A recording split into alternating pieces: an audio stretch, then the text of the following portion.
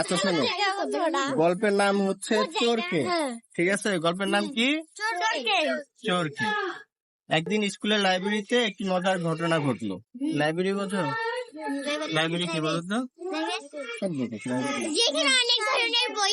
হ্যাঁ, যেখানে অনেক ধরনের বই থাকে সেটাকে কি বলে?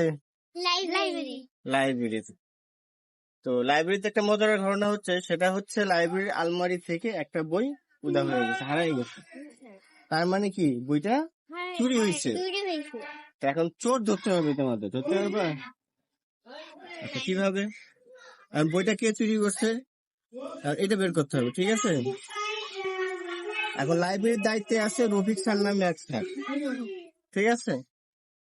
এখন যেদিন বইটা চুরি হয়েছে সেদিন লাইব্রেরিতে 3 জন স্টুডেন্ট গিয়েছিল। কয়জন? 3 জন।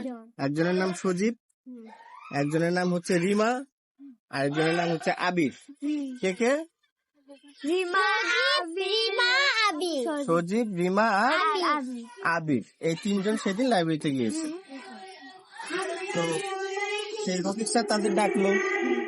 এখন চোর তো এই 3 জনের মধ্যে একজন নাকি? আচ্ছা, রফিক স্যার তাদের ডাকার পরে সজীবকে জিজ্ঞেস করলো।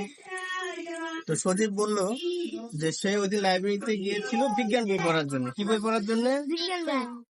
বিজ্ঞান বই পড়ার জন্য। তারপরে রিমাকে বললো। রিমা তখন বললো লাইব্রেরিতে সে গিয়েছিল তার গল্পের বই পড়তে ভালো লাগে এই জন্য। কিসের বই? গল্পের বই পড়তে ভালো লাগে এই জন্য।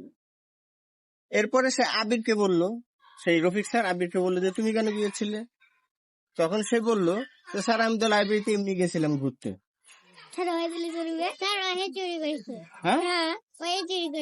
কেন?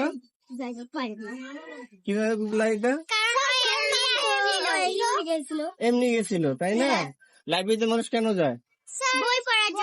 বই পড়ার জন্য। তার মানে একজন বলছে সে বিজ্ঞান বই পড়ার জন্য গেছে, একজন বলছে গল্প বই পড়ার জন্য গেছে।